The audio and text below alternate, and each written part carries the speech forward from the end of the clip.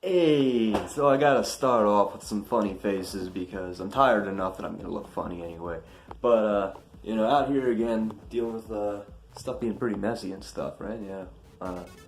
And it's kind of like not just this room, but the whole house. Stuff's just in weird places from like, this house has like such a different layout from really anything, and so stuff doesn't fit in place. Like, this used to be in the bathroom, like the kind of shelf that goes over a toilet and doesn't like have really a proper place here. Like, I don't know if we'll rearrange that, but there's so many things I could tend to, various home improvement things, things that are creaky, things that are out of place, windows that aren't working right.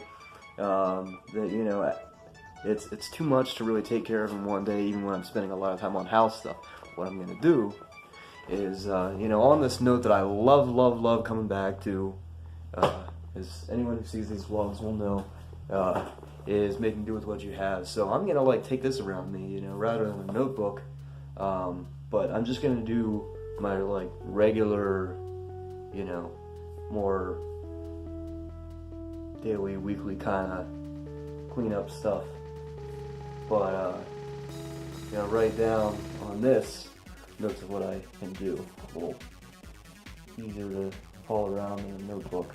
So yeah. So now we get this cleared up a little bit. Trivia: does anyone know what this is? Easy to recognize if you know it. Cultural tidbit. I'll just explain it quick. It's called a hino hino hemoji, as it's a Japanese doodle of a face that uses 4 or 5 different characters. Let's see, 1, 2, 3, 4. Yeah, 4 different characters that represent phonetics in Japanese. So that's he, makes like eyebrows. No makes the eyes. Mo is the nose. He is the mouth, and that G is the jawline and the ear. Pretty cool. Anyway, it is about to get erased here.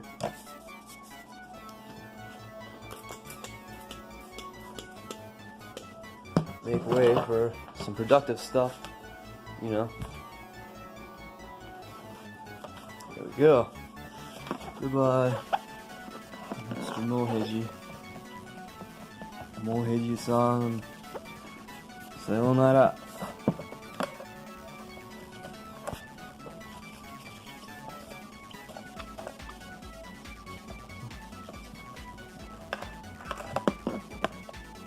There we go.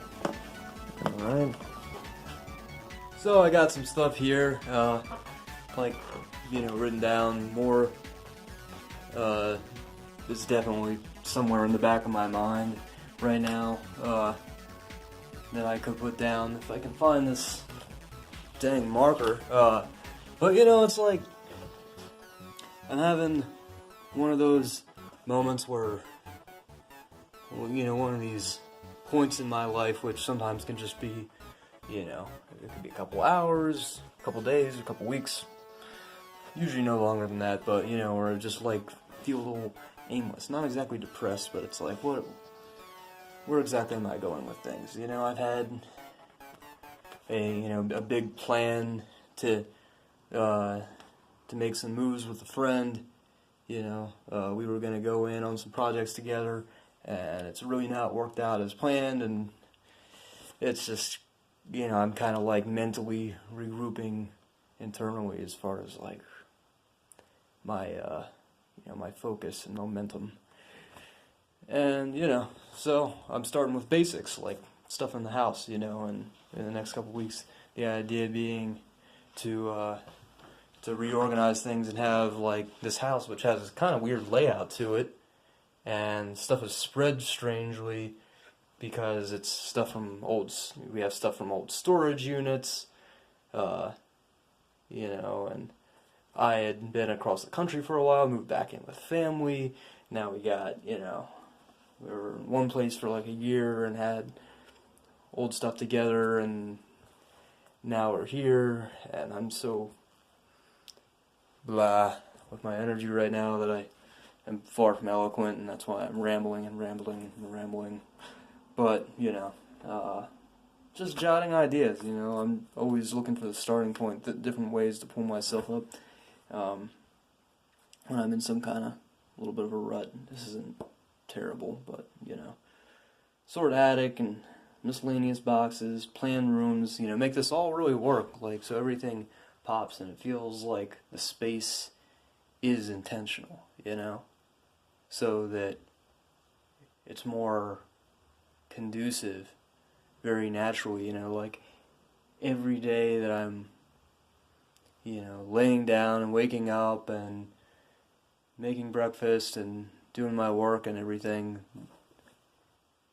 I'm in a space that's constantly aligned with knowing that I'm really doing things intentionally, I feel like that's pretty big.